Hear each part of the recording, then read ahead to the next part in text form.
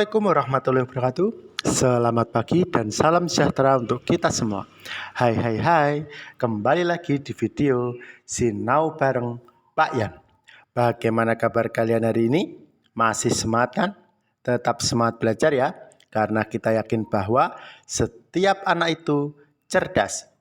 Ya, sebelum kita mulai belajar hari ini, mari kita awali dengan berdoa sesuai agama dan kepercayaannya masing-masing, agar apa yang kita pelajari hari ini bisa bermanfaat di kemudian hari nanti.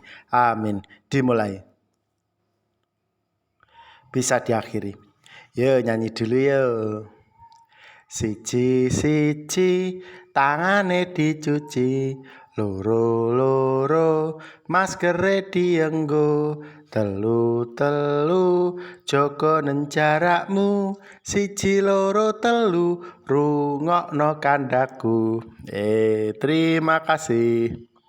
Hari ini kita akan belajar tema 8, subtema 1, mata pelajarannya IPS tentang kegiatan ekonomi. Wah, kegiatan ekonomi itu apa toh? Ya, coba kita perhatikan gambar berikut ini. Ya, ada gambar apa? Ada gambar pasar. Nah, di pasar tersebut sedang ada transaksi jual beli. Jual beli apa itu? Ya, buah-buahan. Di situ terlihat ada gambar ibu-ibu sedang menjual buah semangka salah satunya. Kira-kira semangkanya itu ibunya menanam sendiri atau cuma menjual? Nah, ibunya itu cuma menjual saja, beliau tidak menanam sendiri. Beda halnya dengan bapak berikut ini. Nah, ini adalah petani semangka. Petani semangka ini juga menjual semangkanya. Tapi, ini ada tapinya. Penjual semangka yang bapak ini menghasilkan semangkanya sendiri. Jadi antara penjual ibu dan penjual bapak, nah ini perbedaannya sama-sama menjual semangka, tapi perbedaannya yang si ibu tidak menghasilkan semangka sendiri, dia membeli dari semangka lain lalu dijual lagi ke orang lain. Sedangkan si bapak ini menjual semangka hasil pertaniannya sendiri. Ya, di situ perbedaannya meskipun sama-sama menjual semangka. Itu adalah salah satu contoh kegiatan ekonomi yang akan kita bahas. Nah, kedua tersebut istilahnya apa toh? Kita cek. Kegiatan ekonomi adalah usaha manusia untuk memenuhi kebutuhan hidupnya. Jadi semua usaha manusia yang tujuannya itu untuk memenuhi kebutuhan hidupnya itu disebut kegiatan ekonomi. Kegiatan ekonomi itu terbagi menjadi 3, yaitu ada produksi, ada distribusi, ada konsumsi. Dan ketiga-tiganya saling membutuhkan satu sama lain. Tidak ada yang bisa berdiri sendiri. Maksudnya bagaimana? Yuk kita jelaskan.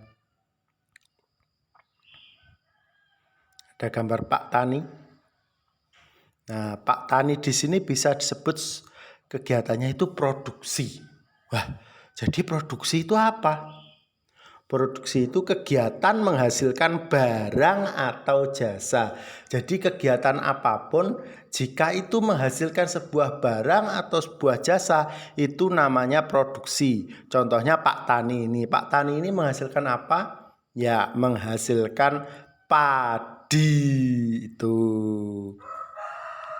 Kegiatan produksi.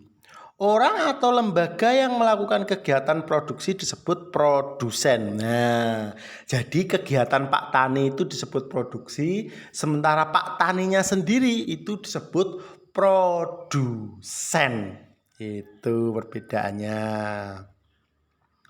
Contoh produksi yang menghasilkan barang, nah, seperti petani, peternak, pabrik sepatu, dan sebagainya.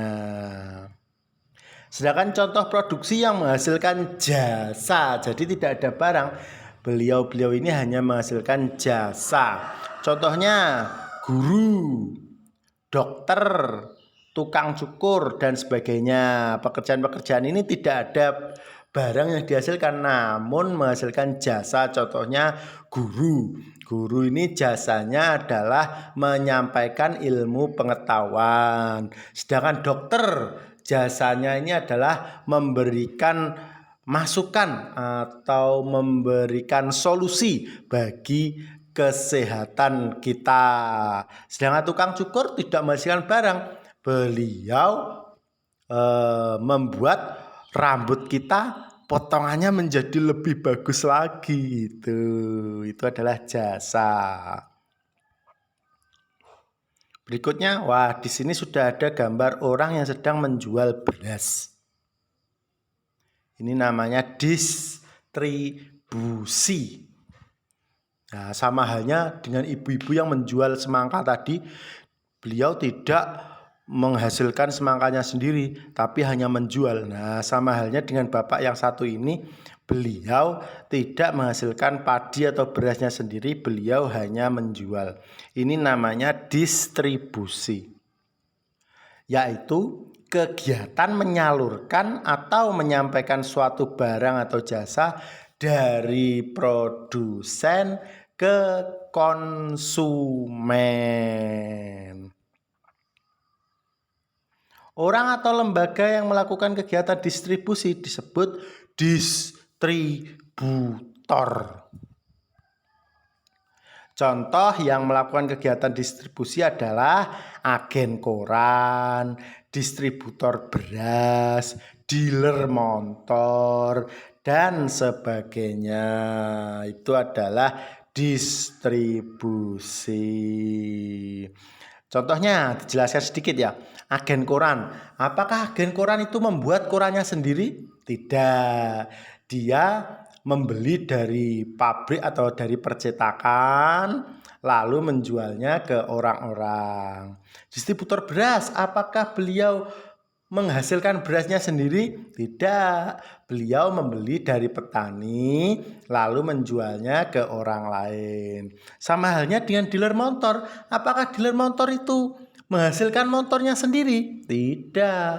Dealer motor itu hanya membeli dari pabrik motor lalu dijual kembali ke orang lain. Itulah yang disebut dengan distribusi, menyalurkan dari produsen ke konsumen. Nah, berikutnya ada gambar anak yang sedang makan. Ini disebut konsumsi.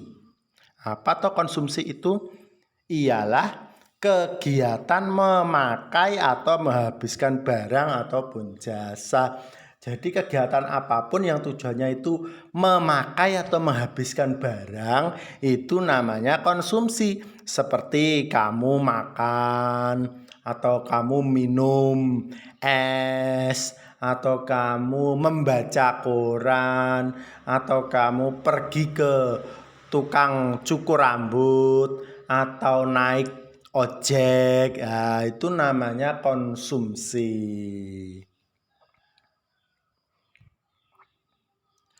Orang yang melakukan kegiatan konsumsi disebut konsumen.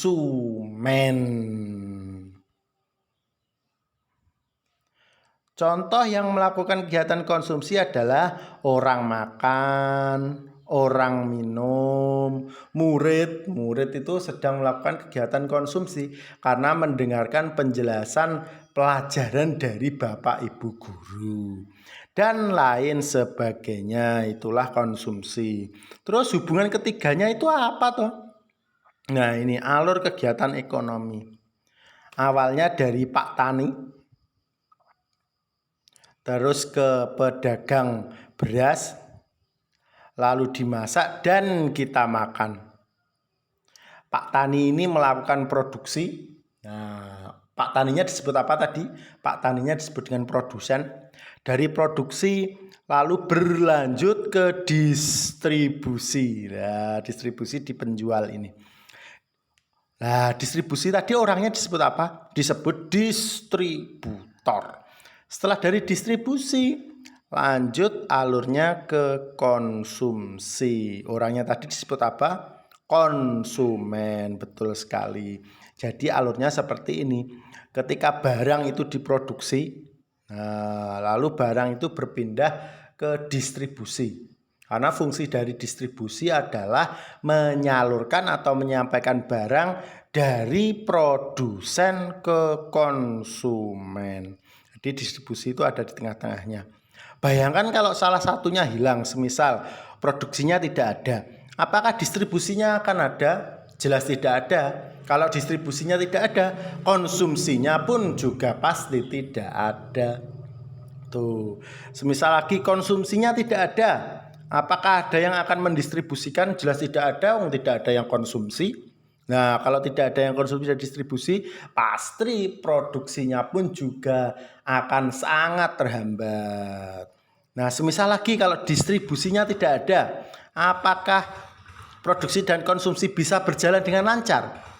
Tidak, mungkin bisa berjalan tapi akan sangat terhambat. Contohnya ketika orang kota, orang kota itu ingin makan nasi.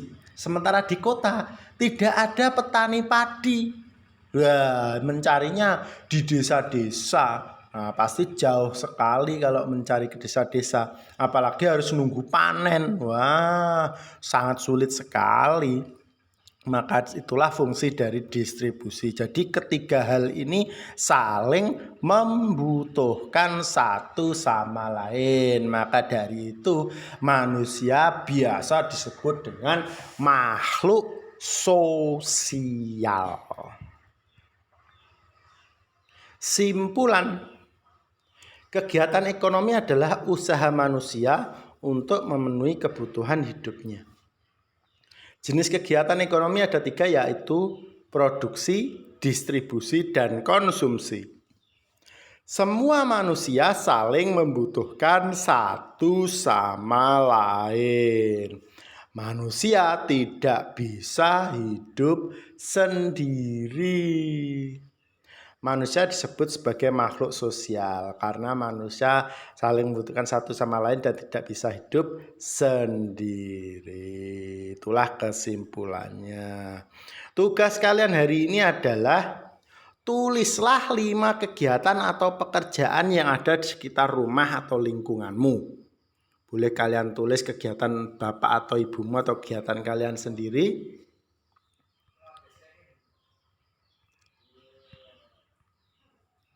Lalu tulislah kegiatan tersebut tergolong produksi, distribusi, atau konsumsi. Nah, kegiatan itu kalian golongkan apakah tergolong produksi, distribusi, atau konsumsi. Lalu jangan lupa untuk menuliskan alasannya mengapa kegiatan tersebut tergolong jenis tertentu.